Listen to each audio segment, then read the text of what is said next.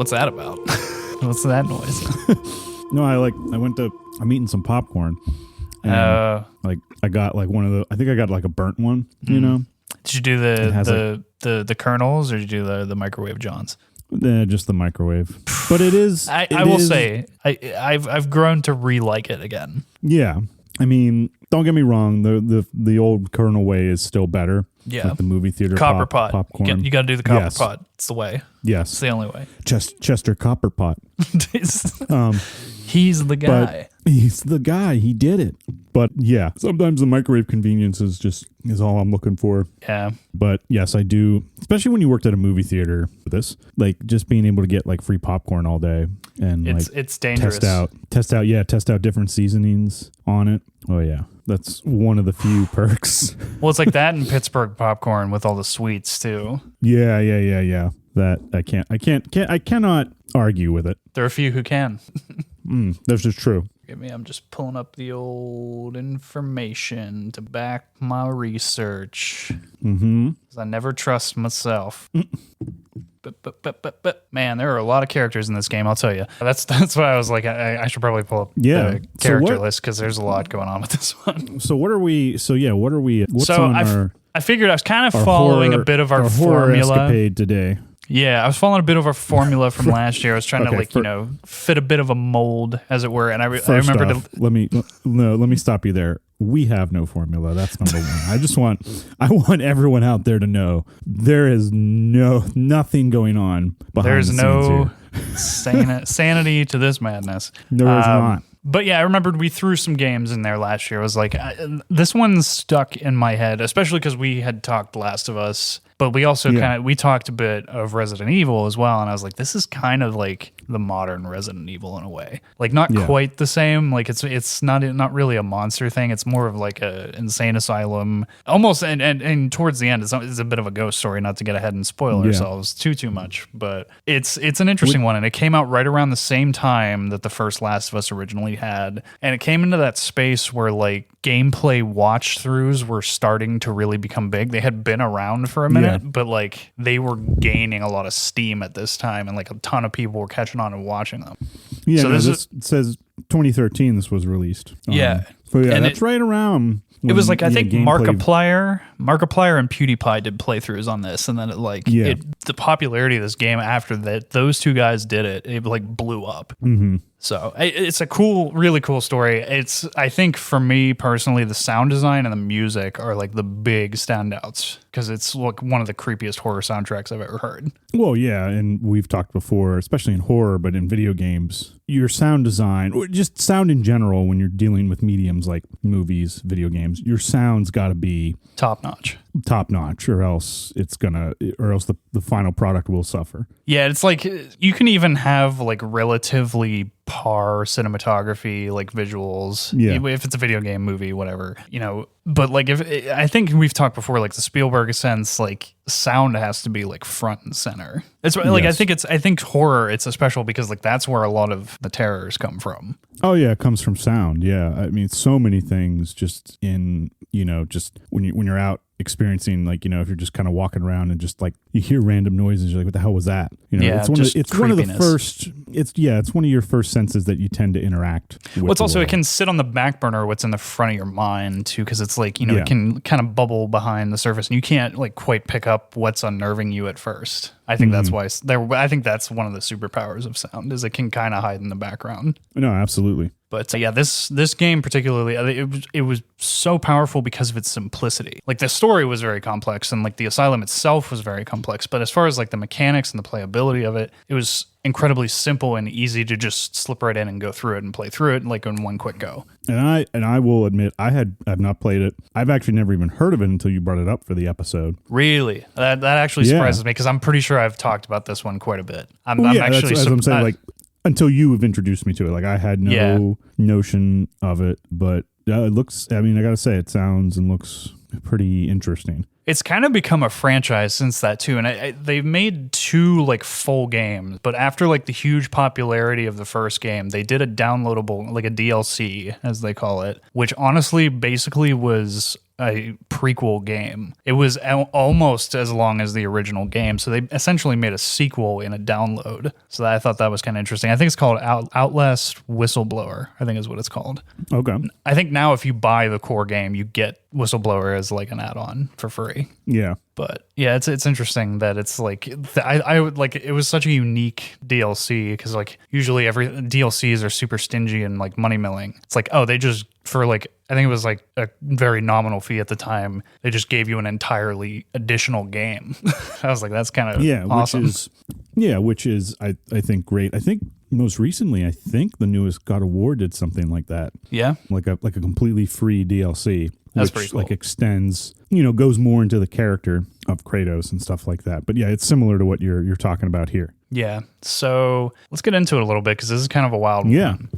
Yeah. The story is you're an investigative journalist who gets a tip. Which I love, by the way. The fact that, sorry, I just wanted to. No, absolutely. I love that I love the notion of the investigative journalist. Because like off the bat, we've talked about it a little bit before in the past, like video games. You're always used to those, like having those super powered characters, which are great. In this one, it's more realistic, more like we're putting you in a sort of everyday person role here. This is a more normal person that you can relate to, doesn't have superpowers going into an unknown situation. Well, I think you and I have talked about this before as far as like horror is concerned. Some of the best horror comes out of investigative journalism. I think, The Ring is a great example. Rachel is like such a good character because she's like digging in and she's essentially digging her own hole with this whole thing, even though she's already in it. But like also like it's from the perspective of like it's kind of a detective story without being a cop. So it's like you're taking your detective and stripping them of the necessary, skills to survive. Yeah, so it's I think that there's something really interesting in that. No, absolutely. Yeah, that's a good way of putting it. Yeah. Yeah, and in this particular case, I mean, because it's kind of like Halo syndrome. They put you so much in the driver's seat of that main character that like a lot of their entity is kind of stripped away. Yeah, it's that blank slate. Yeah, Miles. Character. The main character's name is Miles Upshir, but so they kind of throw you Miles, in. Miles, what are you doing? What are you doing here, man? Like, shit. Yeah, like it's too because like you're rolling up in like it's kind of just throws you into in that first sequence. It's like you just hear the radio playing over the studio titles coming over like the top of the game, and then it's like you're just in the Jeep rolling up to this Murkoff Corporation asylum already. And like, so it's like one of those situations is like from the word go, you're in it. And it's like you walk right, you have no choice but to like leave to your only like quote unquote weapon or device is this kind of the gimmick of Outlast is the camcorder that has night vision. So it's like instead of like collecting ammo, you're collecting batteries for the camera the whole time. That's kind of like the mechanic gimmick. Yeah. Which and again, I haven't played the game, but I watched like, playthroughs of it. Interesting that you mentioned that this was one of the first ones that made it a more popular thing to do, watching the playthroughs on other people playing the video games. It reminds that camera aspect reminds me a lot of another horror video game, which I think is great, which we can maybe talk about in the future. Fatal Frame uses a third first person mix, but you use a camera instead of batteries. You're getting film. That's your sort of,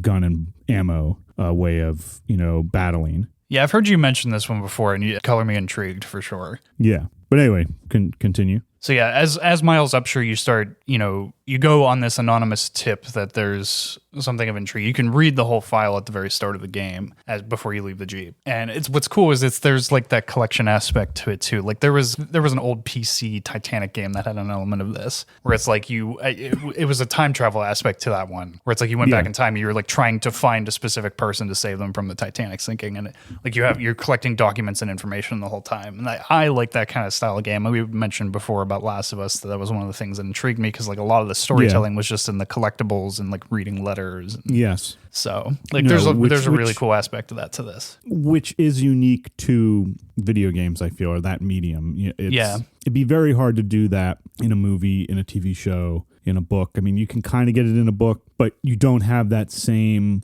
element of discovery. That element of discovery, exactly like you did in Last of Us or in this, and finding, if you want more of the story, if you want more of the lore, you're rewarded by your exploration and, picking apart the puzzles and corners of the game. it's trickier to make that personal in something that's, unless it's like a choose your own adventure book, but it's like with as far as like film or TV, it's pretty tricky to pull that off. Yeah. But and then you're kind of just building and building towards like trying to like finding out that this asylum is not like a normal place at all, and it's just like there's some bad crazy stuff going on here, and it's like you feel like once you walk in, like the front door is closed and you're trying to just kind of like sneak in, like being like a cagey investigative journalist trying to just get the information and get the hell out of there is the idea. And Miles like sneaks in through the side after like the front door is sealed up, locked up tight, and before you know it you're kind of trapped in this asylum, and like you realize that all hell has broken loose in this place. Something terrible is going on. There's like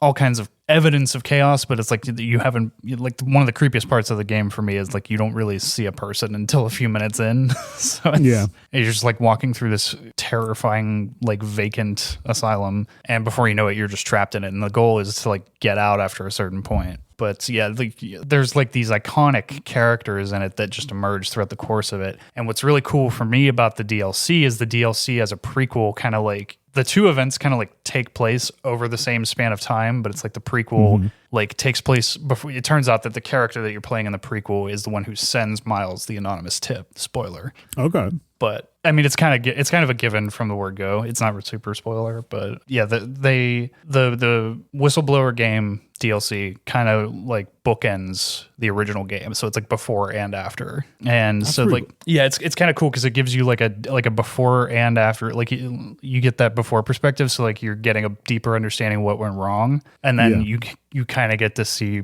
behind the ending of the original game a little bit, which is also kind of cool. But yeah, there's a lot of like really iconic like horror characters that they present in this. The penultimate in the third act obviously being the coolest. Like they definitely save the coolest sequence for last. But the main driving force character is Chris Walker. All these asylum members are like just completely demented, like have no sense of sanity left in their brains. Like they're just out to like mess with people and kill, and it's utterly terrifying. The doctor especially is horrifying. Like there's a sequence where the doctor actually captures Miles, and you wake up like tied to a chair, and I won't spoil too much what happens with that, but it is very, very horrifying, and it completely catches you off guard. And this is a strictly first person view, correct? Yeah, it does not go back to the third person, and it's like kind of like the camera is just like an overlay to your standard view, but like there are very long stretches of the game that are borderline pitch dark. You can't make it through the game without utilizing the camera. Okay. Wow. You have to be kind of strategic in how you use it sometimes so you don't burn through the batteries. And like obviously the more intense difficulty levels of the game, the batteries are rarer. You kind of have to be more heavily strategic with how and when you use it. But so it's like a lot of like puzzle style stuff. You got to like avoid proctor characters like looking for you in hallways and stuff. Yeah. And there's like closed loop situations where you kind of got to dodge around them, that kind of thing. Well, yeah, and that's interesting to know that. We've talked about it before, where when you're writing the story to a game, I feel for me a story would come first just because that's what I'm used to. But I feel like with the game, the gameplay mechanic of it would have to come first, or at the very least, they have to be born simultaneously. Like, and to me, having just watched some of the gameplay and listening to what you're saying, it sounds like they did a good job at knowing like, okay, this that camera aspect to it is key to how you're going to interact and play the game, but also digest the story and the world around you. Yeah. As we mentioned before, it's like it's a psychological horror. It's a survival horror. There's elements of corporate greed with the Murkoff Corporation. It's like we mentioned, I think last week in Urban Legend, talking about in horror, the idea of like the exposure fear. So a lot of the times like the antagonist characters are their goal is to prevent the protagonist from exposing the misdeeds or evil doings. Yeah, the secret. Yeah. So it's like the exposure is the big threat for the antagonist. And like a lot of the times, like the main character won't necessarily make it out alive, but they'll be able to expose the antagonist so the world can come to the rescue kind of idea. And this is definitely like, it's a very prevalent element in Outlast, and both Outlast and even more so in Whistleblower, I would say. It's in the title with Whistleblower as well. Yeah, like it's very prevalent because the additional character that they present, like their entire goal is like, because one element that's like left on the table with the ending of Outlast, to get ahead, obviously spoilers, Miles does not make it out alive. He actually ends up becoming the wall rider that we come to learn. I'll describe more of what the Wall Rider is later. But he ends up becoming the Wall Rider and fighting his way out to simply survive capture is the idea. And we get hints of what the Wall Rider is throughout the entirety. Like I think it's like after like the first like major checkpoint in the earlier portion of the game, you see written in blood on the wall talking about the Wall Rider and where is the Wall Rider, who is the Wall Rider, all these kind of things like scattered throughout the walls over the course of the game. There's like SWAT teams that have been like completely dismembered. That doesn't even look physically possible for a person to have done it to like a large group like this. So it's like a lot of like crazy questions, like how is that even possible kind of stuff. And the Murkoff Corporation has clearly been up to some crazy like misdeeds in science. You learn about we had mentioned the Dr. Richard Traeger, the psychopath who's like completely bugged out of his mind, and he's like just tearing people up. Like it's like the asylum is completely eating itself from the inside because like there is a foreign entity driving the insanity up. It's not necessarily even like just the people in there were crazy. It's like there is a foreign entity like amping up the crazy surrounding everyone. There is an agitator essentially to it. Yeah, and we come to learn that it is this Wall Rider. And as we get deeper and deeper into it, we learn that there's been all kinds of experiments trying to bring about the Wall Rider, and like we get more and more understanding of what it is. Eventually, we realize that the main goal of the Murkoff Corporation has been trying to bridge the gap. I'm just gonna like give like the secret away now. They've been trying to bridge the gap between basically what is the afterlife, between the ghost plane, as it were. Like they're essentially trying to make a sentient ghost, and that's what the Wall Rider is. Okay. They're like kind of like a transient version of a human being that has kind of like ascended into like the ghost plane, like without actually dying. So it's like they're like crazy superpowered because they're not actually dead. So it's kind of like a best of both worlds. Yeah, and you find out like the test subject that they actually like turned into the Wall Rider is basically in like a glass ball still being held in suspension alive. So like one of the main like points of the final portion of the game is you're like trying to like terminate them so the Wall Rider can't actually kill you as Miles. Excuse me. Oh my gosh. What was that? I had McDonald's today.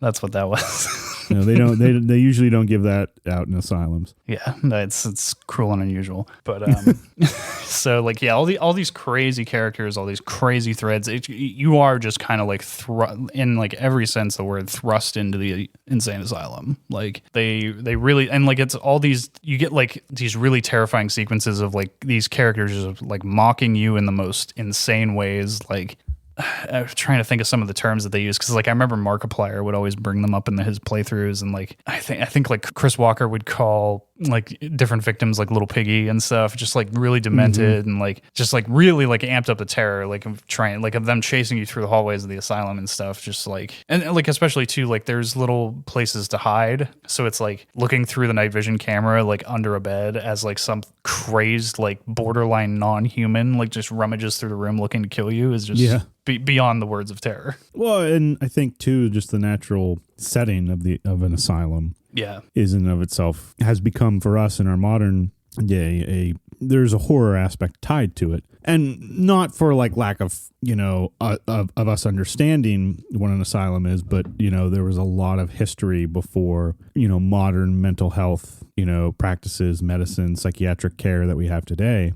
Before it was kind of just like a place to throw people that you didn't really want around in society. And because I think one of the oldest lunatic asylums, or what we would consider lunatic asylums, is I want to say from the early Middle Ages, maybe like the 600 AD. I am pulling this one completely out of my ass here, but I swear to God I remember reading something like that. But anyway, one thing I think that's kind of just a fun little fact here: the word bedlam. If you ever when someone says bedlam, it means like noise and confusion. Actually comes from an English asylum, like Bethlehem Asylum. Oh, I did not know that.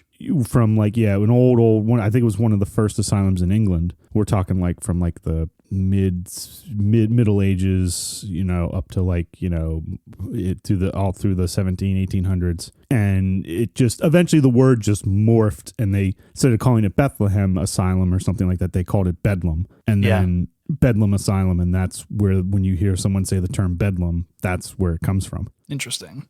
Yes, but an interesting story, like worth looking up more on, like asylums, like actual asylums in history. Yeah. Yeah, I mean, the formation of Red Barrels was kind of fascinating to watch, too, because this was kind of the game that broke that studio into reality. I had never heard of this studio before. This and the sequel are like their main claims to fame. They've done some small things aside from it, but like those are like their big heavy hitters. I think they did a number of mobile games, if memory serves, but like this is their big thing. Two, it was like their composer who came in and did this was Samuel Flem. He also just recently did a horror movie, and it was also good. Like he's part of what makes the game so good, in my personal opinion. Like he's just has that, like, he uses those like echoey, just like weird tones of like cranking like weird gears and stuff, and like dragging things over metal parts and stuff, like the weird kind of instruments that like you just have to get in an experiment with, and you can't even really describe them to anybody. They're just like through pure experimentation. Well, there goes back to that quality of sound, especially when you're dealing in the dark. You know, when it's dark out, the sense that a lot of us tend to rely on the most, being sight, is hindered, if not completely gone. You can't see anything. So you have to start relying on touch. Sound is like the indication of what might be in the dark. The sound is like, but you can't see it, and without having the reference, your mind starts to fill in the gaps. Yeah, and it can be really effective, and it's beautifully illustrated in this game how powerful that can be. I got to quit eating this popcorn. Keep going. How much you make? Just a bag, just a small, just a single bag, just a feed bag, nothing crazy. I have like a trough in front of me. And I just pour it out. And I'm not even using my hands. I'm just kind of dipping my head below the mic. Yeah. Partly what I loved about this game too was like kind of like how we were talking about Resident Evil last year. It's like it uses small spaces incredibly effectively. Yes. 100% agreed. Yeah. It's like there's a lot of doubling back. It's like the asylum itself is not a very large structure, a very large place, but I think there's 5 different stories, not 5 different levels of this building. Yeah. That you venture into, and there's like a base. There's like the sewery kind of basement. Then there's like the Murkoff research facility basement. There's like very distinctive, like very well formed and very like intentionally iconic like areas that are like very visually separate from one another. One thing too, you talk about the levels of it, and I'm going off of just what I've seen. But even one thing that I think that this gets even a little bit better than Resident Evil, at least the original one, is, from what I could tell, the building makes sense in the way that it's laid out. Like, yeah, for as fantastical as it can get, because it does like go to some very non-real places. It feels still grounded, and possible. I'm trying to figure out how I can put this in the sense of like when you think of dungeons in Elder Scrolls video games. Yeah, the dungeons, the practicality of some of them, or when you compare them to like a castle in real life, you wouldn't necessarily have these long meandering hallways that go essentially to nowhere. Yeah. So that's something that I think, even like the original mansion in the first Resident Evil, there's some rooms that it's like, what did this room serve its purpose for exactly? It, even though it still is pretty good, I would say Outlast, from what I could see, took the time to say, okay, let's make sure that this would actually almost function as if it were a true asylum. So I'm wondering if they did their research and looked at, actual asylums, throughout history. Yeah, and like that goes back to like we were saying, like these iconic characters. There's Eddie Gluskin with each one like finds a different kind of way to unnerve you. Like Eddie Gluskin is known as, within the game, the Groom, and his own personal goal is to trap and marry you. And that, like, the sexual unnerving of that is beyond words. I shouldn't laugh at it, but still, it's absolutely laughable at points in the game, because like some of like the commentary that he says to Miles, like, and how he's after him is like so beyond demented. It's just you can't do anything but laugh because it's so unsettling. And then like we were saying about Chris Walker is like the pain, fear. He's going to bludgeon you into nothing because he just wants to kill you. There's no other motivation there. He just wants you to die. And there's the brothers who don't even say one word. They just stalk you through like a series of cages, and they're almost more terrifying than anything because you can't like we've said about Michael Myers and other type characters, like you can't fully discern their motivations. They're just clearly after you. Well, it's nice too to like see that taking the time to give you that variety of enemies, not just a variety of enemies in a game, but distinctive personalities to the challenges and characters that you will have to encounter throughout the gameplay, because I think that's something some people we tend to forget now when we're playing games. But even with like modern graphics, if you're just kind of playing, if you're always up against the same enemy the entire time, gets mundane. It can get mundane and boring. Even we talked about Resident Evil. There's a lot of zombies in it, but there are a variety of other enemies as well that go through it. Another like a Left 4 Dead, another zombie game. I love those games.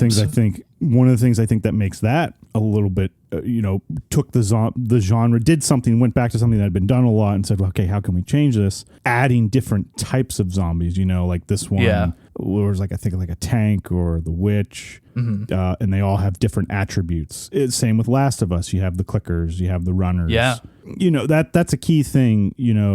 Again, it not only helps with the gameplay, but it allows you, if you want to tell a story, it helps enrich the world that you're creating. So definitely something not to overlook, I think, is the enemy variety in a game, because it is both, one, huge to the mechanic of the game and keeping the interest of your player, but also it is a boon unto which you can really explore the story more, the narrative, if you want, in an interactive way where you don't have to have cutscenes just playing out. Well, like even just like from a broader strokes beyond horror, it's like having your protagonist be forced to juggle multiple threats or multiple challenges at the same time makes them makes it more empathetic, I guess, makes it more interesting from the fact that like and everybody can empathize with having to tackle multiple problems at once, I think. Yeah. So I think that there's just more intrigue there. One of my favorite shows of all time is Stargate, and they constantly just like bombard the protagonists of those series with like just multiple problems at the same time. Almost more than any sane person can handle in those shows. Well, it's key too, because like I'm thinking of like the boss battles in this, if you will. Yeah, it really helps to like, you don't always need to have like the original video games, and they had it where boss fights you kind of only saw the boss at the very, very end. You hadn't had any other notion yet of who they are when you look at like games back on like the original Nintendo and whatnot. Yeah. When you have something like this now, you get a little more sophistication. You're creating that story, and you're getting your protagonist and your antagonist, be it the arch antagonist or like, lower level ones. When you finally get to that boss fight, then with them, there's more, you can really amp up the fear too, of like, oh man, I don't know how I'm going to like, take that down. One game that used to do this a lot really well for me was Metal Gear Solid back in the day, because you would know or hear about the bosses that you're going to fight, the characters and what they can do. You would have limited interactions with them, the character would, and it was always kind of sort of like planting, that seed in your mind of like, all right, how are you going to take this guy down when you finally do meet them? Because it's that intense use of foreshadowing, which Outlast I think does here as well with the characters you've been describing. Yeah, very, very much so. Nail on the head. There's so much to the, like, both. I call them 3 games because I really do consider the DLC kind of its own isolated game. The second Outlast is kind of like it takes the anthology route. It's a very like its own story kind of thing, apart from Outlast and Whistleblower. Yeah. But still, like it still has the same energy, the same kind of methodology of unfolding. So it is an interesting installment. But it was kind of like they kind of built this whole world with the Asylum and the Murkoff Corporation. I think a lot of people wanted more of that. But I do genuinely love that second game. It's so funny how in narratives we love our greedy corporations and we love to hate them. But yeah, Wayland Yutani.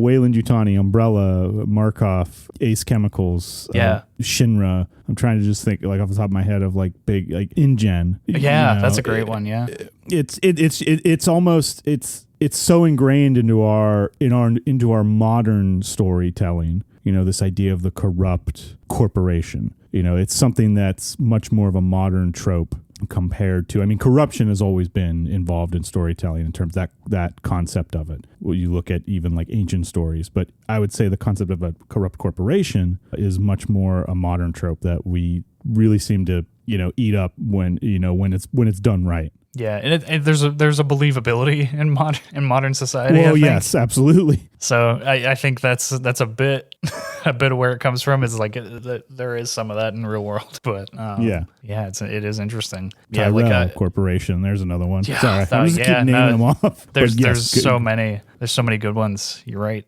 But yeah, like I genuinely love like the insane amount of layers to this game. Like there's so much going on. Every time you think you've gotten to the bottom of it, it's like there's more and more and more. Mm-hmm. And like you would think like, okay, it's one building, it's one asylum. How deep could it go? But it really does cover a crazy amount of ground. And it's like kind of like got that hornet's nest aspect to it with the wall rider driving all these already like predisposed like insanity types to like their maximum possible insanity. So it's like it's kind of like it's a bit of a haunted house kind of game in a lot of ways, but the way that its story unfolds makes it for like an incredibly good haunted house. And that's always it's always a familiar thing, and I think everyone likes it's a thing that I always try to go by when you're creating something. And this, I didn't create this, I've read it in multiple books on writing, is familiar but fresh. Yeah. That's kind of the thing that you want to keep with, Well, it's like we've said before, it's like there's only so many,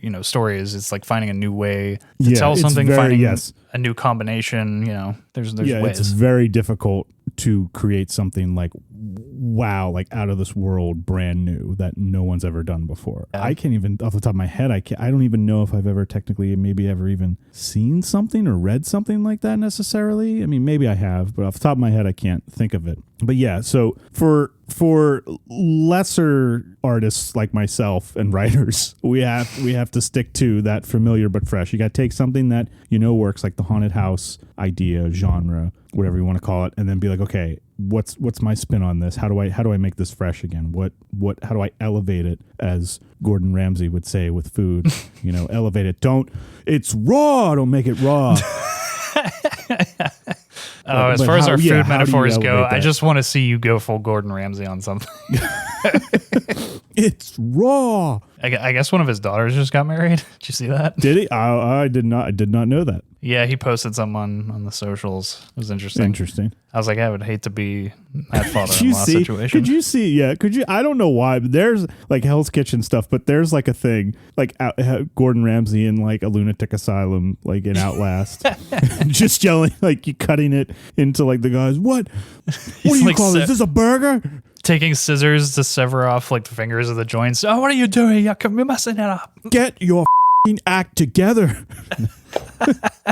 I don't know what that accent was, but it was definitely something. Yeah. I love it. Anyway, Outlast with Gordon Ramsay. Outlast with Gordon Ramsay. That's something I need to see for sure. He's oh dear God. He's like one of like the insane characters, so it's like his like insane energy is just like tenfold. Oh, need it. Yeah, and he's just like he's one of the doctors like at the crazy orb with the dude in the ball projecting as the wall rider. Part of what I loved about the Wall Rider too is like it was like it came out in 2013, so that wasn't too far off the heels of the ending of Lost, and Lost had that element of like projecting like crazy images and like that brainwashing like thing with like keeping somebody like Clockwork Oranged into a chair. Yeah, that was like the part of the aspect of like creating the Wall Rider was like they just had them in that ball, like their face like pressed against the glass, like absorbing all like this rapid span of images. I mean, torture to say the least. Yes, it's like mental torture. It's like programming of the mind. There's just something inherently terrifying about that. I am curious, like So I'm looking here, like the inspirations of this game. Yeah, and I think this takes place. Is it in Colorado somewhere? Yeah, that sounds fictional. That sounds right. Yeah. So I would imagine something like The Shining could be. Certainly, it reminds me a little bit of that in the sense. Oh, definitely. Of, like there's obviously a more supernatural aspect to it, like a more science fiction aspect to it, but definitely.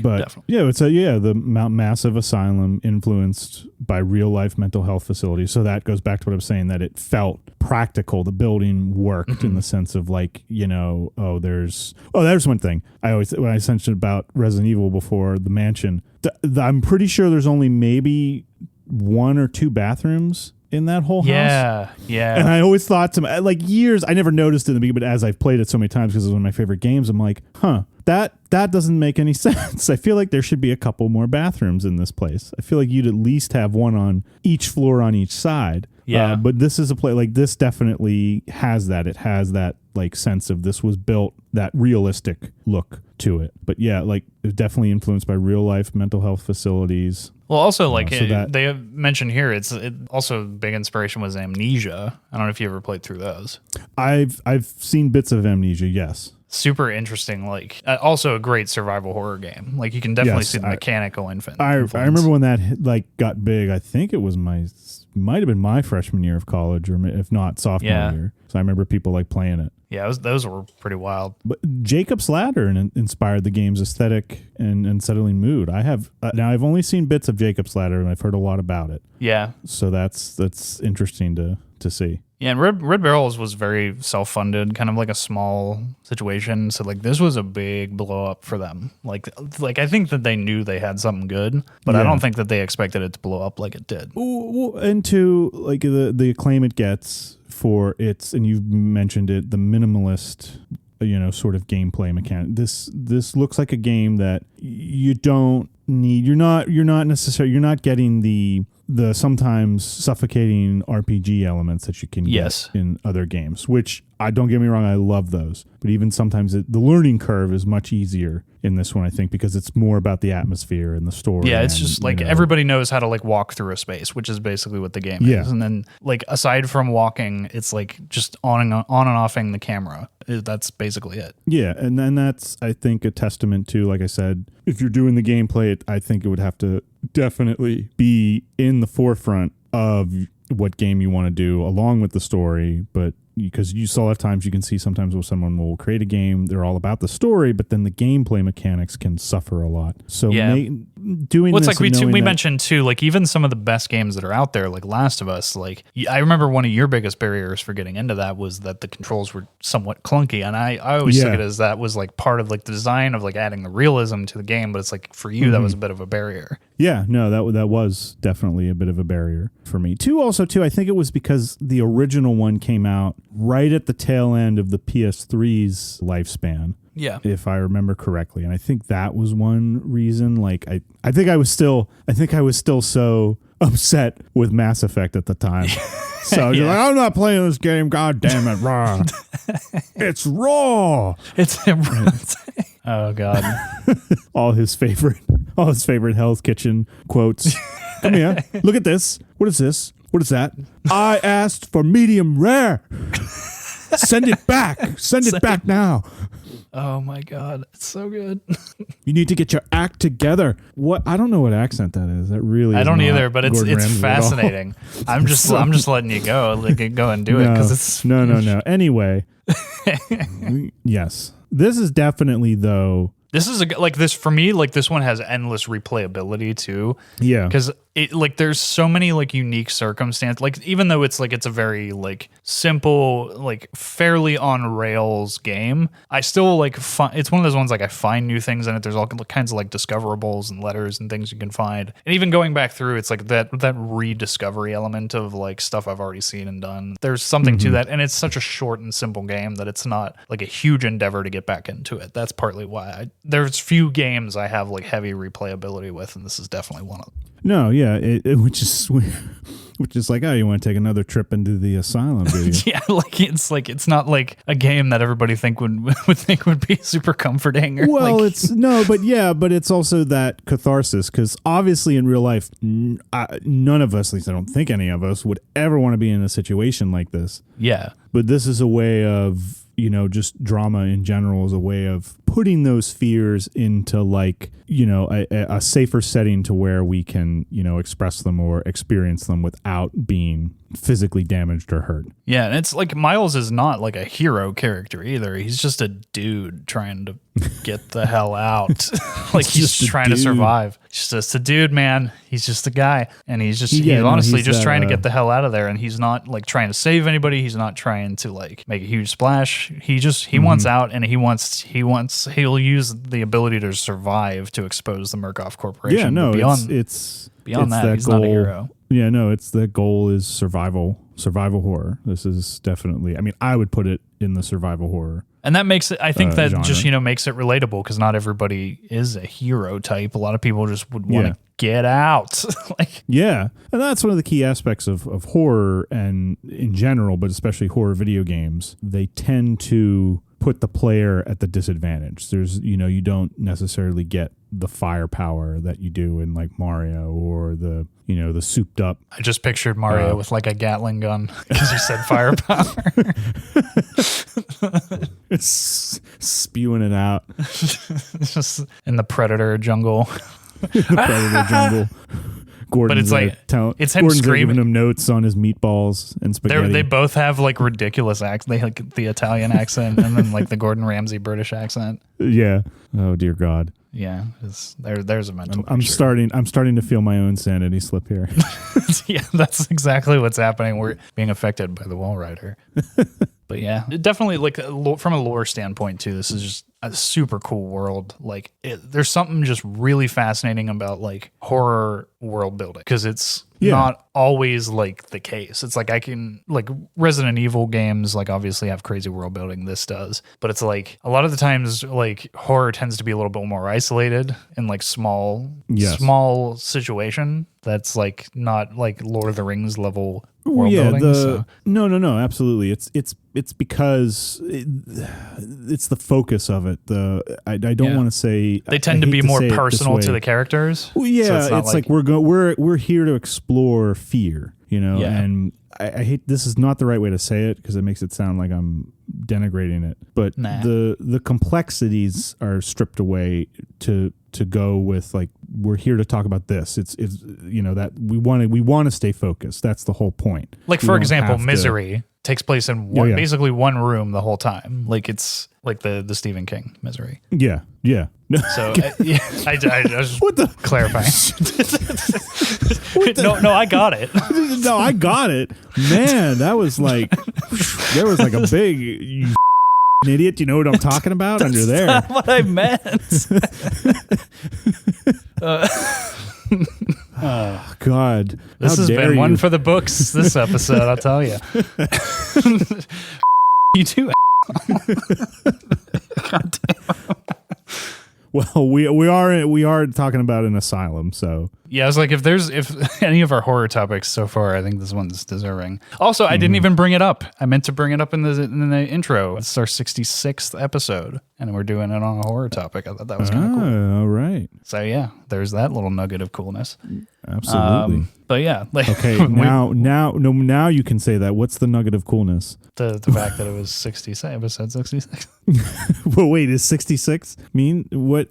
Now you can call me a moron. What? Execute, like, like the whole, execute order 60. Oh, okay. Like, yeah, and then like now I got you. I know that it's not the 666, but it's still like evocative. All right, that's okay. That one's a little bit of a reach, but the satanism. I'll give you the execute order 66 thing there. Yeah, I don't know. There's I'm reaching, but there's something. I don't know. Okay. Yeah, I do really love survival horror games in general. This is one, like, it was cool when you pulled out Resident Evil and like brought forward all the passion that you had for that one. This was kind of mine of the two. This was after the bitter disappointment of being denied Silent Hills and going in on the PS4, this scratched an itch where I really wanted a good survival horror game, and there just wasn't any for a while on the PlayStation. This came out and really scratched that itch. Fair point. Absolutely. Yeah, and it definitely got a ton to be dug into. Like, there's a million different little things about all the characters that they built for this game. Like, there's an immense amount of lore to be dug into. Like, it's a really cool research topic, especially from such a small independent studio. Like, they did their homework for sure. No, absolutely. Do you have any little Gordon Ramsay bits for the end here? Gordon. I'm trying to think. No, not off the top of my head. I don't. Yeah, and just like he's just stalking you through like the caverns under the Murkoff Corporation asylum. Just it's like, did you ever see those videos of like it's just like a single like a JPEG like matted onto like a Doom plane, and it's just like chasing, and like the whole thing with the game is like that pixel point will just chase you until it catches you and the game's over, but it's like you have to avoid it. It's something they'll mat the weirdest things over it, like Elmo or something weird, and it's just like chasing you, and you're like jumping down sections, so it's like that, but it's just Gordon Ramsay like being like, oh my god, you donkey, I can't believe you. Something like that. Oh my god, the hammer pulled you off. But it's Gordon Ramsay. Come here. Would you serve that? No, absolutely you would not. The out of my kitchen. Oh, God.